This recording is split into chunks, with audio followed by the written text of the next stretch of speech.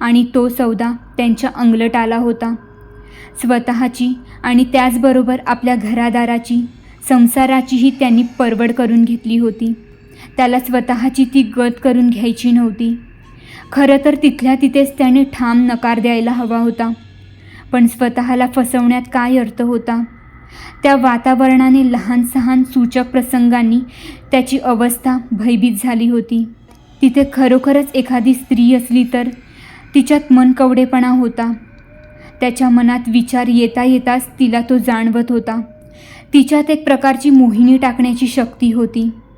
त्याच प्रभावाखाली त्याला त्या वाड्याची भूतकाळातली आणि भविष्यकाळातली एक ओझरती अवस्था दिसली होती. पण त्याने कुठेतरी वाचलं होतं की खंबीर मनाच्या विरोधापुढे या शक्तींचा काहीही प्रभाव चालत नाही. आता सकाळ झाली. दिवसा उजेडी तो त्या पडक्या वाड्याला भेट देणार होता. मग ठरवू काय करायचं ते तो मनाशी विचार करीत होता. झोप आली ती खूप उशिरा आली. रात्रीच्या चमत्कारिक प्रसंगाचा वारसा घेऊनच आली. वेड्यावाकड्या स्वप्नांनी त्याची झोप अनेकदा चाळवली गेली. पण सकाळी जाग आली तेव्हा एकही स्वप्न आठवत नव्हतं. क्षणमात्र मनात आशा आली की त्या पडक्या वाड्यातला अनुभव हेही एखादं स्वप्नच असेल. पण अर्थात ही आशा फार वेळ टिकली नाही. सकाळचे सर्व व्यवहार अबोलपणानेच झाले. नलिनीने जेवणाचा डबा तयार केला. तो बाहेर पडला तेव्हा त्याने नलिनीपाशी आपल्या रात्रीच्या संदर्भात एक शब्दही उच्चारला नव्हता. ऑफिसच्या बस स्टॉपवर गोपाळची रोज गाठ पडत असे. गोपाळच त्याचा त्यातल्या त्यात जवळचा मित्र होता. गोपाळजवळच त्याने डबा दिला आणि आपण जरा उशिरा येत असल्याचं आणि तोपर्यंत जरा सांभाळून घेण्याचा निरोप दिला. अर्थात यात नवीन काहीच नव्हतं. बस निघून गेल्यावर तो माघारी फिरला. काल रात्री जी वाट घेतली होती त्या वाटेला लागला. आता कॉजवे, सायकल, स्कूटर, पादचारी आणि नदीवर आणलेल्या गाई म्हशी यांनी गजबजून गेला होता. धूळ होती, वेगवेगळे वास होते. नदीच्या उथळ काठावर बेघर लोकांच्या अंघोळी चालत होत्या. धोब्यांच्या कपड्यांच्या राशी लागल्या होत्या. रहस्यमयतेचा अंशही नव्हता. कॉजवे ओलांडला. चढून चढून वर येताच तो उजवीकडे वळला. या भागात पुढे वस्ती नव्हती, कॉलनी नव्हती. काही मोठे बंगले होते, पण त्यांचे दर्शनी भाग या भागावरून जाणाऱ्या राष्ट्रीय महामार्गावर होते. ही मागची दुर्लक्षित बाजू होती. झाडीतून तिरकस उन्ह पडली होती, पण त्या हलत्या सोनेरी चकत्या होत्या. काही ठिकाणचे काळोखाचे कोप तसेच होते. तो जसजसा पुढे चालला तसतसा गर्दीचा गजबजाट अस्पष्ट होत होता. शेवटी लुप्त झाला. पानांची सळसळ आणि कीटकांची किर्र. चारी बाजूला झाडी होती. मागे पुढे रस्ता रिकामा होता. त्याच्या नकळत त्याची नजर सर्व दिशांना फिरत होती. कालच्या रात्रीच्या त्याच्या धैर्याचं आता त्याचं त्यालाच नवल वाटत होतं. उद्ध्वस्त देवालय आलं. आता त्याचं खरं स्वरूप उघड होत होतं. दीपमाळा ढासळल्या होत्या. तट कोसळले होते. शिखरावरचे कळस नाहीसे झाले होते. पडक्या भिंतीवरून गवत वाढलं होतं. माणसाने आपली प्रार्थना थांबवताच त्या जागेतून देवत्वही गेलं होतं. त्या रिकाम्या झालेल्या वास्तूचा आणखी कशाने तरी ताबा घेतला होता का?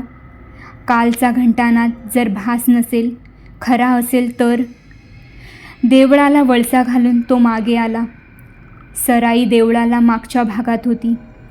सराईच्या खिडक्या मागच्या भिंतीतून बाहेर उघडत होत्या. खिडक्यांची पालं केव्हाच गेली होती. थंडी, वारा, पाऊस म्हणून कोणीतरी कधीतरी खिडक्यांना गोणपाटाचे पडदे लावले होते. तेही जुने होऊन त्यांना असंख्य छिद्र पडली होती. पूर्वेकडून आलेलं तिरकं ऊन त्या पडद्यावर पडलं होतं. त्यांना एक खोटी सोनेरी झिलई आली होती. पण अच्युतचं लक्ष एकाएकी मधल्या खोलीच्या खिडकीवर एकवटलं. त्या उन्हाने उजळलेल्या पडद्यामागे कोणीतरी उभं होतं. फक्त काळी छाया दिसत होती. पुरुष का स्त्री हेही सांगता येत नव्हतं. छायाकृतीशिवाय तर काहीही दिसत नसलं तरी वाटत होतं ती व्यक्ती आपल्या हालचालींवर नजर ठेवून आहे. अच्युतच्या पावलांना एकदम गती आली. यावेळी त्या ठिकाणी कोणी साधा पांथस्य किंवा घर असण्याची मुळीही शक्यता नव्हती. नैसर्गिक स्पष्टीकरण म्हणजे फसवाफसवी होती. 20 पावलं टाकल्यावर त्याने एक घाईची नजर मागे टाकली, पण ती खिडकी आता रिकामी होती. आता तो पडका वाडा समोर आला होता. त्या जीर्णशीर्ण भग्र वास्तूत वास्तविक तारुण्य असायला हवं होतं. मानवी वस्तीची ती शोकांतिका पाहून मन खिन्न व्हायला होत होतं. आपल्याला काय वाटत आहे हे त्याला नक्की सांगता आलं नसतं, पण ती करुणा किंवा खेद खास नव्हता. जणू त्या वास्तूभोवती एक काटेरी कवच होतं. त्या काळ्या जोगिणीच्या वास्तव्याचा हा परिणाम होता की तिच्या वास्तव्याचं हे कारण होतं. वास्तू अपवित्र म्हणून तिने निवडली होती का? ती आली म्हणून वास्तू अपवित्र झाली होती का? अच्युतने मनाला खेचून ताळ्यावर आणलं. या गंभीर सित्वक चर्चांशी त्याचा काय संबंध होता? या वास्तूत काहीही असो, त्याच्याशी संबंध तोडायला तो आला होता. तो ठणकावून सांगणार होता की काल रात्री त्याने कोणताही सौदा केला नव्हता. कालच्याच रात्रीसारखा एका पडक्या भिंतीवरून तो आत आला. पोर्चमधल्या मोठ्या दरवाजातून बाहेरच्या हॉलमध्ये आला. छतावरून भिंतीवर ओल पसरली होती. त्यांच्यावर हिरवट बुरशी पडली होती. कोळिष्टकांचे जाड जाड पडदे कोपऱ्यातून खाली लोंबत होते. खालची फरशी उघडली होती. सर्व काड्या, कचरा, पक्ष्यांची विष्ठा पसरली होती. हॉलच्या मध्यभागी उभा राहून तो तिन्ही भिंतीतल्या दारांकडे पाहत होता. काल रात्री ती उजवीकडच्या दारातून आत गेली होती.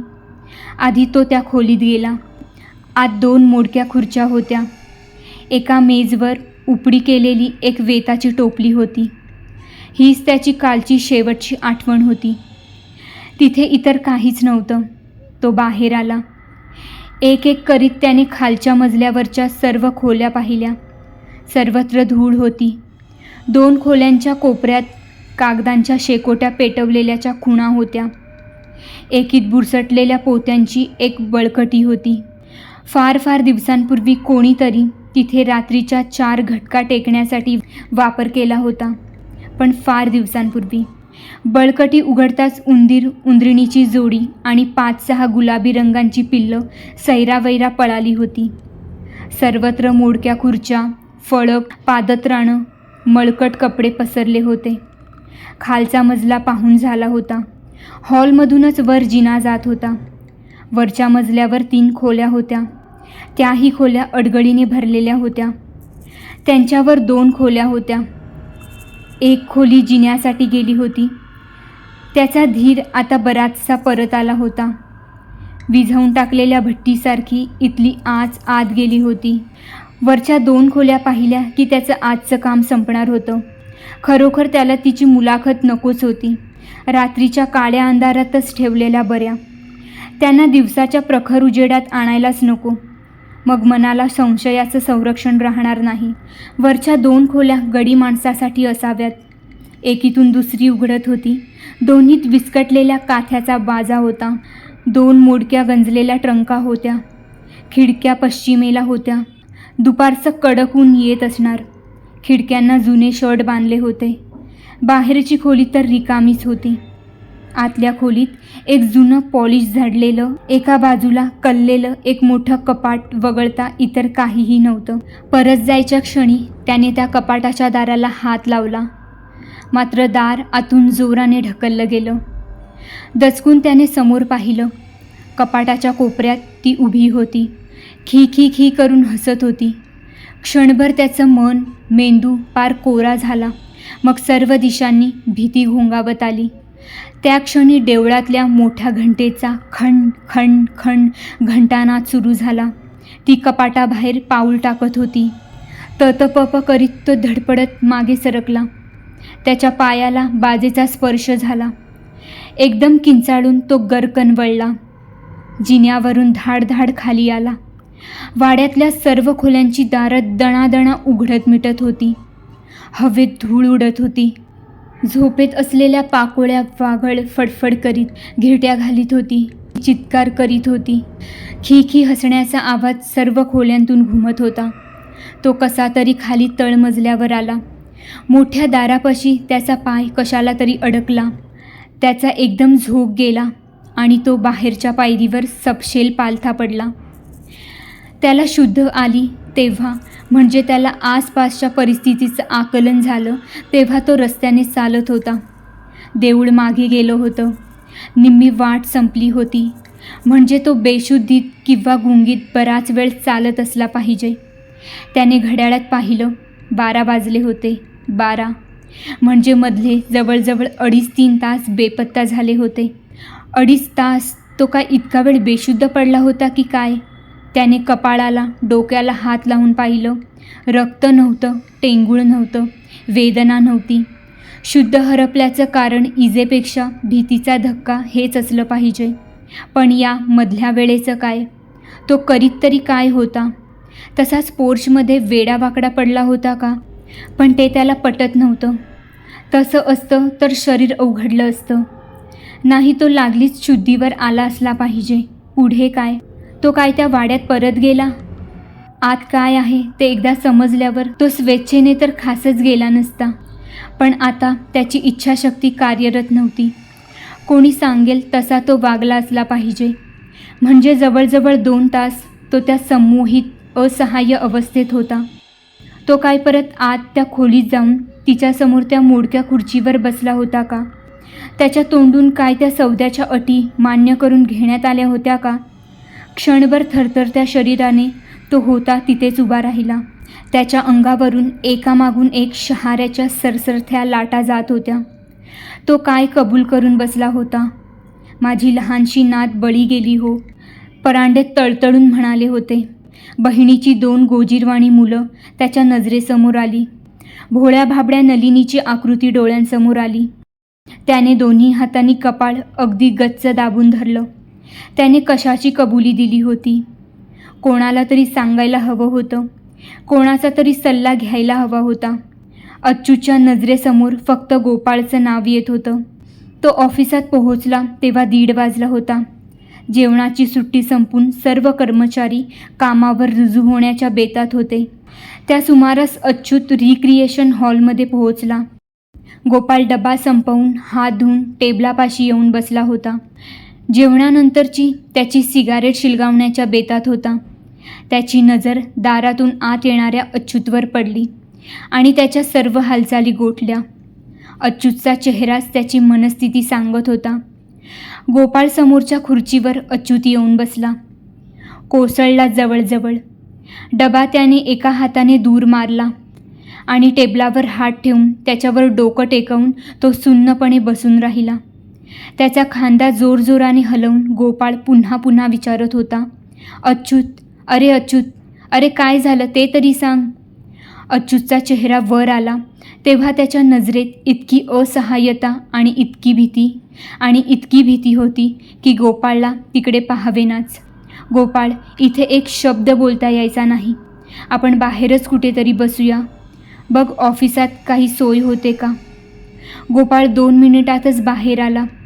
अच्यूतला त्याने हातानेच बाहेर चालण्याची खूण केली. दुपारच्या कडक उन्हात रस्ते रणरणत होते, रिकामे होते. लहान लहान पार्कमधून बेवारशी लोकांनी झाडांच्या सावल्यांच्या जागा बळकावल्या होत्या.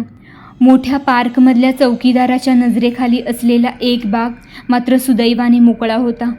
गोपाळ, तू मला मूर्खात काढणार आहेस, अच्यूत म्हणाला. सांगायला कुठून आणि कशी सुरुवात करायची हेच समजत नाही. त्या दिवशी आपण जारणमारण, चेटूक, भानामती या संबंधात गप्पा मारत होतो, आठवलं? त्या थोराताने काळ्या जोगिणीचा किस्सा सांगितला होता, आठवलं? त्या थोराताने ज्याच्या संबंधात तो किस्सा सांगितला होता त्याचं नाव आहे परांडे. मी त्यांच्या पत्त्यावर त्यांना जाऊन भेटलो. गोपाळ, ते त्या काळ्या जोगिणीकडे गेले होते हे अगदी सत्य आहे. पण त्यांना त्या भेटीचा विलक्षण पश्चाताप होत होता. ते म्हणत होते त्या नादात त्यांच्या 6 वर्ष वयाच्या नातीचा बळी गेला.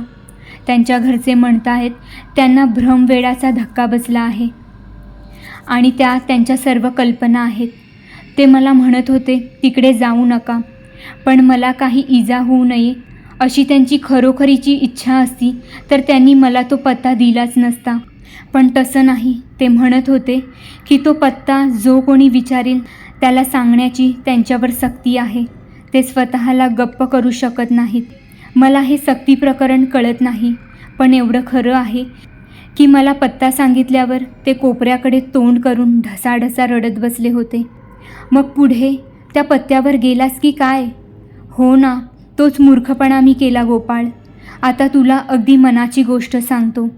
या मध्यमवर्गीय संकुचित खस्त्या आयुष्याचा अगदी कंटाळा आला आहे नाही होता म्हणतो. कारण आता तेही हातचं जाण्याचा धोका उभा राहिला आहे. तशी ते एकदम गोड हवंहवंसं वाटायला लागलं आहे. पण गोपाळ, काहीतरी भलतंच झालं आहे. काही वेळ थांबून त्याने स्वतःचे विचार नीट जुळवले. गोपाळ, ती जागा पार गावाबाहेर एका खूप जुन्या देवळामागे आहे. 3 मजली पडका वाडा आहे. परांडे म्हणाले होते ती तिथे फक्त रात्रीचीच भेटते, म्हणून मी रात्रीचा 8 नंतर गेलो होतो. गोपाळ, ती जागा म्हणजे भूलभुलैया आहे. कधी नटलेला सजलेला दिवाणखाना दिसतो, तर कधी पडक्या दगडांची रास दिसते, कधी एखादी रूपमती स्त्री दिसते, कधी सांगाडा कवटी दिसते. गोपाळ, तिथे माझी शुद्धच हरपल्यासारखी झाली. मला माहीत नाही माझ्या नकळत मी काय काय अटी मान्य केल्या ते. कालची सर्व रात्र डोळ्याला डोळा नाही. आज सकाळी असा विचार करूनच उठलो की तिथे जाऊन स्पष्टपणे सांगायचं की मला काहीही नको, मी काहीही देणार नाही. तिथे गेलो खरा. आधी वाटलं सारा वाडा रिकामाच आहे. पण गोपाळ, ती 3ऱ्या मजल्यावरच्या एका जुनाट लाकडी कपाटात बसली होती. जणू काही माझीच वाट पाहत होती. बाहेर येता येता पाय अडखळला. खाली आपटलो. शुद्ध क्षणभर गेली. बस, तेवढं तिला पुरं होतं. पुढचे 2.5-3 तास माझ्या स्मरणातच नाहीत. शुद्धच हरपली होती. भानावर आलो तेव्हा कॉजवेच्या रस्त्याने चालत होतो. मधल्या वेळेत काय झालं खरोखर आठवत नाही. पण गोपाळ, सारखं वाटतं मी परत आत गेलो असलो पाहिजे. त्याच खोलीत त्या काळ्या जोगिणीसमोर बसून काहीतरी कबूल केलं असलं पाहिजे. काय त्याचीच मला भीती वाटते रे. ते परांडे म्हणत होते माझी छोटी नात गेली. माझ्या ताईला 2 गोजीरवाणी मुलं आहेत. त्यांना काही झालं तर. माझी नलिनी अगदी साधीभोळी आहे, भाबडी आहे. त्या बिचारीला काही झालं तर. अच्युतचा आवाज चिरकत होता. धास्तीने त्याचा जीव घाबराघुबरा झाला होता. त्याला दोष देण्याची ही वेळ नव्हती. या क्षणी त्याला धीर हवा होता. त्याची समजूत काढण्याचीही ही वेळ नव्हती. त्याच्या सांगण्यावरून एक उघड होत होतं. रात्रीच्या आणि सकाळच्या अनुभवावर त्याचा पूर्ण विश्वास होता. गोपाळचं मन या बाबतीत तटस्थ उघड होतं. अशा गोष्टी घडत असतील किंवा नसतीलही, त्या घडतात असा जो काहींच्या मनात ठाम विश्वास असतो त्याला महत्त्व होतं. या बाधाही खोट्या असतील आणि त्यांचा बंदोबस्त करणारे मांत्रिकही असतील. पण खरी गोष्ट अशी होती की ज्यांच्या अंगात येणं चेटूक, करणी, भानामती अशा दुष्ट संहारक शक्तींवर विश्वास असतो, त्यांचा अर्थात मांत्रिकांच्या शक्तीवरही असतो. शेवटी या तर्क दुष्ट प्रदेशातही मनाची जी एक रॅशनॅलिटी आहे ती काम करत असते. कल्पनेतल्या दगडासाठी कल्पनेतलंच शिरस्त्राण चालतं. कल्पनेतल्याच पावसाला कल्पनेतलीच छत्रीही चालते. मग अशा काल्पनिक करणीचा बंदोबस्त करणारा फसवा मांत्रिकही चालायला हवा. करणारा फसवा मांत्रिकही असायला हवा. त्याच्या खांद्यावर हात ठेवत गोपाळ म्हणाला, माझं जरा ऐकतोस का? असा धीर सोडून बसू नकोस. त्याने काहीच व्हायचं नाही. आपल्याला काहीतरी हालचाल केली पाहिजे. असं हातपाय गाळून बसलास तर कसं होणार? आता प्रथमच अच्युतची मान वर आली. आपण काय करू शकणार गोपाळ? अच्युत, घटकाभर आपण समजून चालूया की तुला आलेले अनुभव सत्य आहेत, भास नाहीत. त्याही पुढे समजून चालूया की त्यांच्यात हातचलाखीचा, बनवाबनवीचा, नजरबंदीचा काहीही भाग नाही. म्हणजे तुझा खरोखरच एखाद्या अमानवी, घातकी, क्रूर शक्तीशी संबंध आला आहे. तुला त्या शक्तीपासून धोका निर्माण झाला आहे. ठीक आहे, हे सर्व मान्य केलं, पण मग स्वतःच्या बचावासाठी काही हालचाल करायला नको का? का असंच चुपचाप बसून कत्तलखानातल्या बोकडासारखं बळी जायचं? पण आपल्याला यातलं काही माहीत आहे का? आपण काय करू शकणार आहोत सांग ना. आपण स्वतः नाही पण इतर कोणाची मदत नाही का घेता येणार? कोण मदत करणार ते पाहूया. मानलं तू म्हणतोस तशा काही दुष्ट शक्ती आहेत, आसुरी वासनांनी रक्तासाठी वकवकलेल्या आहेत, पण त्यांनी काही आपलं जग जिंकलेलं नाही ना. सर्वत्र अनाचार अत्याचार यांचं थैमान माजलेलं नाही ना. सत्शील सदाचरणी सज्जन माणसं आपलं आयुष्य समाधानी जगत आहेत ना. देवदेवतांच्या पूजा अर्चा चालू आहेतच ना. म्हणजे जशा दुष्ट शक्ती आहेत तशाच काही सुष्ट संरक्षण शक्तीसुद्धा असल्याच पाहिजेत, नाही का? आपल्याला त्यांचं सहाय्य नाही का घेता येणार? आता प्रथमच अच्युतच्या नजरेतली असहाय्यता गेली होती. खांद्यांना जराशी उभारी आली होती. गोपाळच्या हातावर हात ठेवत तो म्हणाला, गोपाळ, तुला कल्पना नाही तुझ्या शब्दांनी मला केवढा धीर आला आहे. तो उरावरचं ओझं कसं हलकं झालं आहे. असं स्पिरिट हवं अच्युत. चल ऑफिसात चल, निदान हजेरी तरी लाव. दिवस फुकट कशाला घालवतोस? एवढ्यात धीर सोडू नकोस. 1-2 दिवसात मी काहीतरी माहिती काढून आणतो. मग पाहू की काळी जोगीण काय थेर माजवते ते. ही सर्व हकीकत नलिनी विस्मयाने, जवळजवळ अविश्वासाने ऐकत होती. जणू काही ती नाटकाच्या पडद्यामागे बसली होती आणि पडद्याबरोबर तिच्या नजरेआड एक थरारक भयानक नाट्य चाललं होतं. अच्युतच्या मनातल्या सुप्त इच्छा, त्यासाठी त्याने केलेली यातायात सर्व किती निरर्थक होतं. तो जरा तिच्याशी 4 शब्द बोलला असता तर त्याला समजलं असतं की ती पैशांसाठी, डामडौलासाठी, शान शौकीसाठी हपापलेली नाही आहे. ती तिच्या संसारात सुखी आहे. पायाखालच्या रस्त्यावरची नजर काढून आकाशाकडे नेली की हमखास ठेच लागते, हे तिला कोणी शिकवावं लागलं नसतं. पण अच्युतचं असमाधान केवळ पैशांसाठी नसावं. कदाचित ताईने श्रीमंत घरी पडल्यावर त्याला दिलेली कमीपणाची वागणूक हेही असू शकेल. हा प्रदेश धोक्याचा होता. प्राण गेला तरी अच्युत ते मान्य करणार नाही. पण आता या तित्वक चर्चेला तरी काय अर्थ होता? जे व्हायचं ते होऊन गेलं होतं. पण काय भयानक प्रकार! भाऊजी, तुमचा असल्या गोष्टींवर विश्वास बसतो? माझा विश्वास बसण्याचा प्रश्न नाही वहिनी, अच्युतचा आहे ना. त्याला वाटतंय ना तो कोणत्या तरी अमानवी, घातकी, शक्तिमान अशा प्रेरणेच्या प्रभावाखाली आलेला आहे. आपल्या हातून काही भलतंच होईल या भीतीने त्याचं काळीज धास्तावलं आहे. पण आता तर ते एक शब्दसुद्धा बोलत नाहीत. या प्रकाराने आणखी पुढची पायरी गाठली आहे, एवढंच आपण म्हणू शकतो. त्याचा उगम त्याच्याच मनात आहे का आणखी कुठेतरी बाहेर आहे, हे आपल्याला कसं समजणार? आपण तर या बाबतीत अगदीच अनिभज्ञ आहोत. पण तुम्ही तर अच्युतच्या मदतीची आशा दाखवली होती, पण त्याने मला सवडच दिली नाही ना. आणि नशीब पहा कसा खेळ खेळतं ते. दुसऱ्याच दिवशी सकाळी मला अगदी अचानकपणे फिरतीवर जावं लागलं. थोडीशी जरी कल्पना असती तरी मी ते कसंही करून टाळलं असतं. अच्युतची पार्कमध्ये बोलणं झालं. त्याच रात्री वणवण करून अनेकांना भेटून मी एक नाव पत्ता मिळवला होता. त्यांना भेटायचंही ठरवलं होतं. परत येऊन पाहतो तो काय, अच्युतचा पत्ताच नाही. चौकशी केली तर समजलं की आधी तुम्ही ऑफिसात येऊन गेलात. दुसऱ्या दिवशी कोणी शंकरराव नावाचे त्याचे नातेवाईक येऊन गेले. तिसऱ्या संध्याकाळी मी ऑफिसमधून सरळ इथे आलो. पाहतो तो दाराला कुलूप.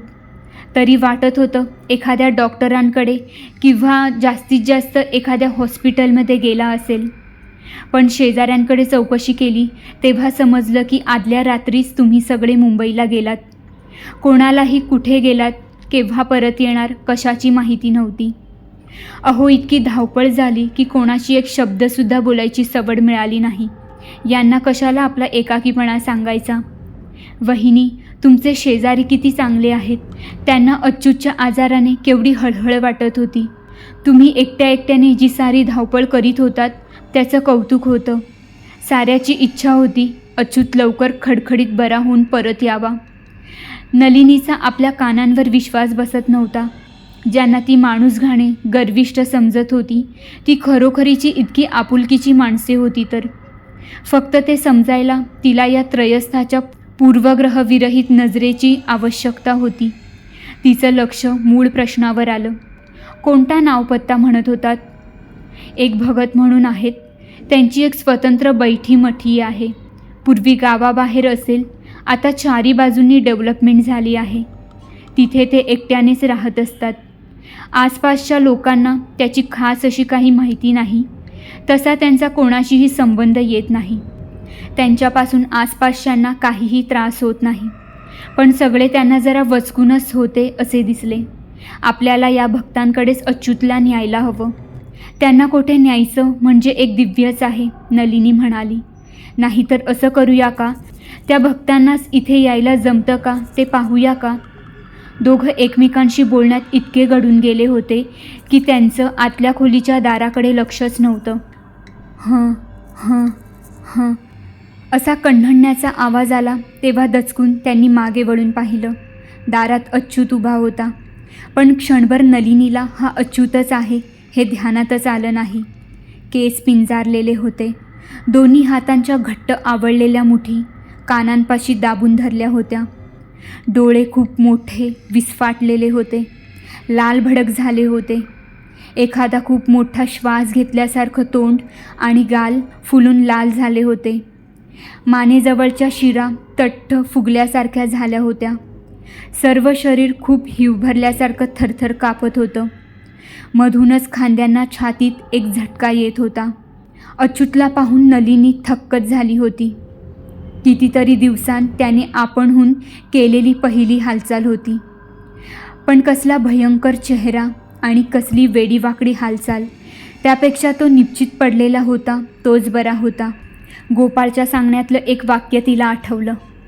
परांड्यांच्या पत्नी म्हणाल्या होत्या, आधी नुसते निश्चित पडलेले असायचे, पण हे विजेचे शॉक दिल्यापासून असा धिंगाणा चालू आहे. अच्युतच्याही बाबतीत त्याच प्रकारची पुनरावृत्ती होत होती की काय? वहिनी, तुम्ही इथेच थांबा.